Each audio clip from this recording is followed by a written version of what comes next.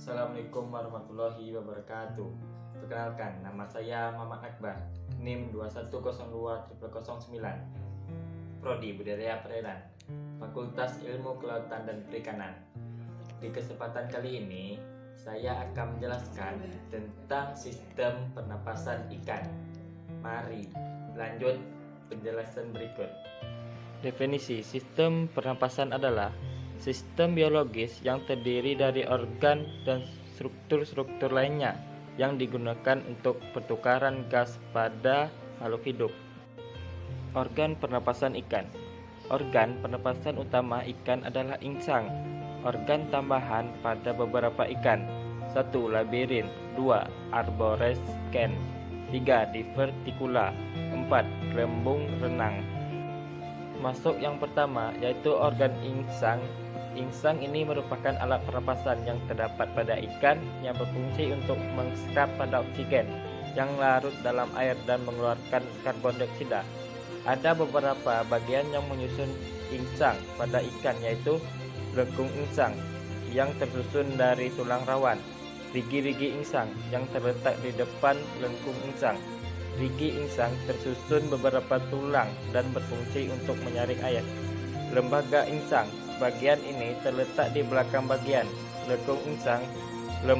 Lembaran insang biasanya berwarna merah karena mengandung pembuluh darah.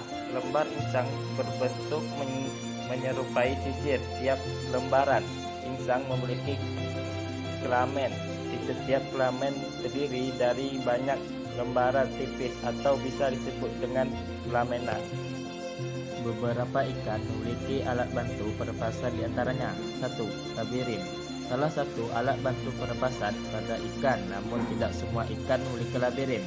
Labirin adalah perluasan insang pada bagian atas yang berbentuk lipatan dan bentuk rongga yang tidak beraturan. Beberapa ikan yang memiliki labirin diantaranya seperti ikan lele dan gabus. Labirin berfungsi untuk menyimpan cadangan oksigen yang nantinya bisa digunakan pada saat ikan berada pada daerah atau lingkungan dengan kadar oksigen rendah. 2. Arborescens. Beberapa spesies seperti ikan lele, gurame, nila juga memiliki siklus tambahan yang disebut dengan arborescens. Arborescens adalah struktur tambahan pada insang yang berwarna merah membentuk seperti bunga karang. Struktur tersebut membantu ikan untuk bernapas pada lingkungan dengan kadar oksigen yang rendah. 3. Diverticula. Pada ikan yang hidup di daerah tropis, misalnya ikan gabus, biasa terdapat struktur tambahan yang disebut dengan diverticula. Diverticula terletak pada daerah laring. Gelembung renang ialah kantong yang berisi udara atau oksigen dan berada pada rongga tubuh ikan.